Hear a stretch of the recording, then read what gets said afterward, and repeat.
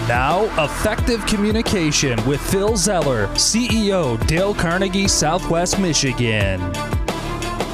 So I've got a question for you. Has the news changed? Has it changed for you? Is the news different than it used to be? I mean, some of us in the United States would say, yeah, the news has never been the same since we lost Walter Cronkite. The news has changed. But I'm asking you straight up, has the news changed for you? And I don't know where you get your news from in the world, but there's a lot of places you can go to get news. But it's amazing when you check out the news, you go online, or you watch a cable news show, or, you know, even if it's a broadcast news show, wherever you may go to get the news, and you look at the headlines and you scan through the headlines, and there's one catches your eye, right? You see that headline, it sucks you in, it pulls you in because that headline speaks to you. You know the one I'm talking about, right? So that, of course, is the goal of the company who's putting out the news, is to come up with a catchy headline that's going to pull you in.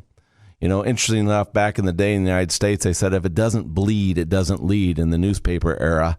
And of course, it had to be a very compelling headline to get you to want to read the article.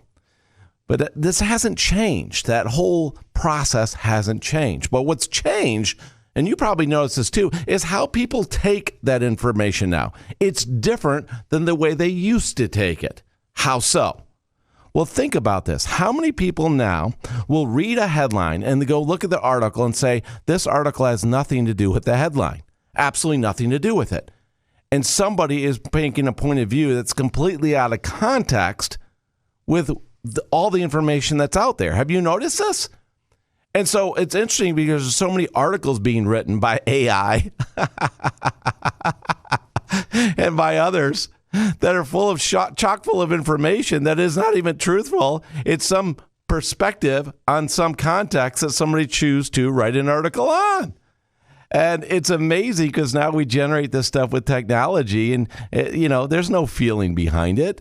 AI is artificial intelligence. It's not artificial emotion. How you feel, that's on you. That's not on the technology. We're people. We're human beings. I've shared this with you before, that people, as Dale Carnegie said, are creatures of emotion, not logic, and they'll find any logic to support the way they feel.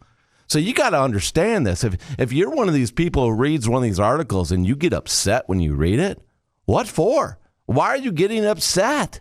What are you angry about? What really is it? Because here's the deal.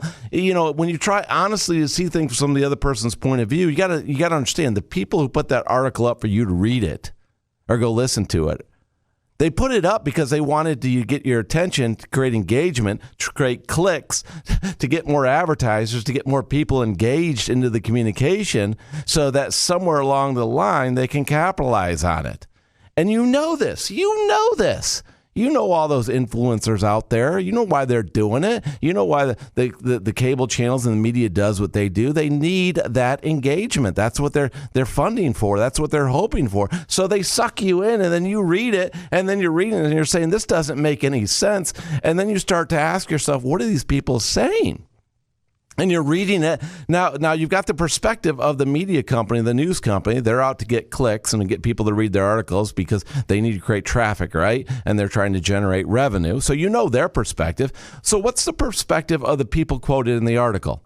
The people that they're talking about in the article. Do you know who those people are? Do you know exactly what those people stand for? Have you broke bread with that person and understand where they're coming from and what they really believe? Have you read their manifesto? Do you understand who they are and what they're about and what's important to them and what they value in life? And most people haven't. You've never heard of these people before. So how would you know that? You can assume, but we all know what happens when you assume. So you don't want to do that.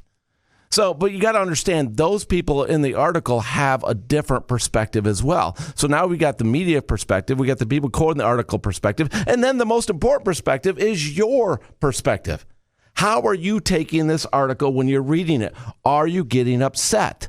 Is it getting you frustrated? Is it getting you angry? And you need to ask yourself that question because I have so many people I know, family and friends, that will read something and get really upset and they'll get themselves stressed out. And you know what happens when you get stressed? You get angry, you get agitated, and Lord forbid you get ill because you stressed yourself out. So ask yourself when you're reading this article, do you really understand all the information that went into it, what their goal was of the media company, what the goal was of the people they quoted in the article, and what is your goal to do with this information? Is it to create a better, happy life for yourself and others? Because if it's not, then why are you stressing yourself out? So if you all take things in context, and when you're listening to people, choose not to get angry, choose not to get defensive, choose to put in the context of what can I learn from this, and what questions can I ask? And if I want to learn more, I know I can go seek out more information on it. But it's up to you, my friends, to stay calm, to stay cool, to stay collected, and to stay happy. And don't get mad at somebody who printed an article because they're trying to make money off you reading it. That's what they do. So you owe it to yourself to stay happy and bring joy to others. Now it's up to you. Go make it happen.